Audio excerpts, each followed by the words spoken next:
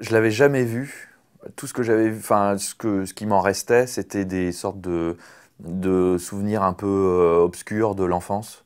Des souvenirs de vidéoclub, quoi. Souvenirs de la pochette, du verso, que des images un peu chocs. Donc, je suis même pas sûr, en fait, je suis pas sûr de l'avoir vu ou pas, enfant.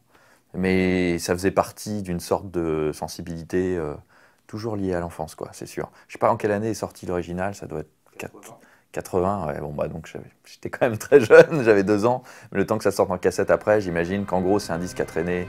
Parce que mon frère, moi, était une sorte de fan d'horreur et tout ça. Et c'était mon grand frère, donc il avait une sorte d'emprise sur moi assez puissante. Donc je suis sûr d'avoir vu traîner au moins la pochette, sinon quelques images qui marquent à vie, hein, parce que c'est quand même c'est des images bien chocs pour un enfant, tout ça. J'ai commencé à travailler vraiment sans le revoir, sans rien réécouter, hyper vierge de toute influence. Et une fois que j'étais déjà moi-même bien imprégné dans le projet, après j'ai jeté une oreille, et j'ai jeté un œil, et en fait j'ai vu que j'étais raccord avec le concept, en tout cas l'original, qui était de s'impliquer dans la vie du maniaque. Et j'ai vu que l'idée était là, quoi. L'idée principale était là.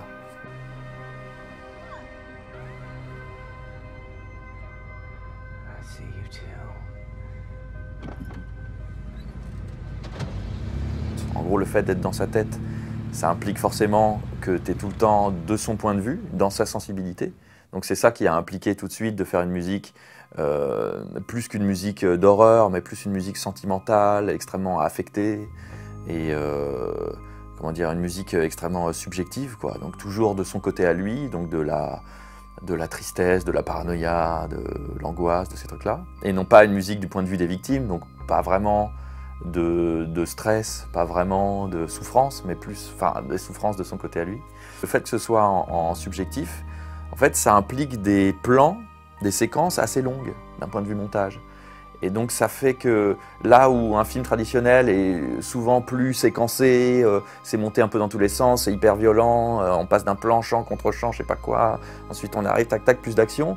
Là les plans sont vachement dans la longueur. Ça implique, je crois, d'avoir plus le temps, de pouvoir être plus dans un truc d'ambiance, plus planant en fait. Ce qui était assez jouissif, ça, pour le coup.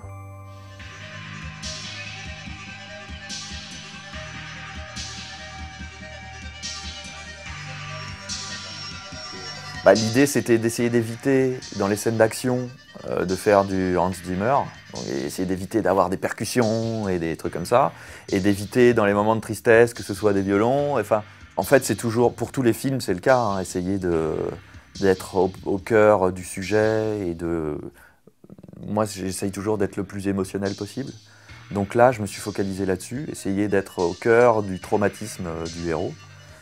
Et d'utiliser la singularité du film qui est que le héros est le maniaque et non pas les victimes. Souvent tu suis toujours la meuf et en attendant qu'elle se fasse avoir. Et là c'est un peu le contraire, quoi. Et donc j'ai essayé d'être que là-dedans, d'être que dans le trauma de ce pauvre type et de comprendre et d'essayer de faire ressentir l'enfer que c'est d'être dans sa peau, quoi. Donc j'ai voulu faire une musique à la fois extrêmement naïve et extrêmement oppressante.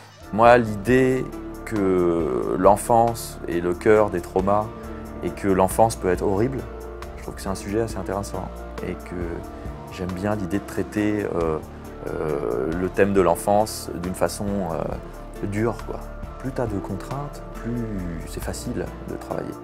C'est-à-dire que si on te dit bah, vas-y fais ce que tu veux, en gros tu fais pas grand-chose, et que là tout d'un coup on te dit bah, alors voilà il faut illustrer telle séquence, tu as 1 minute 02 et pas 1 seconde de plus. Et puis attention, il ne faut pas que ça prenne le pas sur les dialogues. Et puis attention, il y a un pivot dans la séquence à ce moment-là, il faut qu'on comprenne qu'elle sent qu'elle va se faire tuer.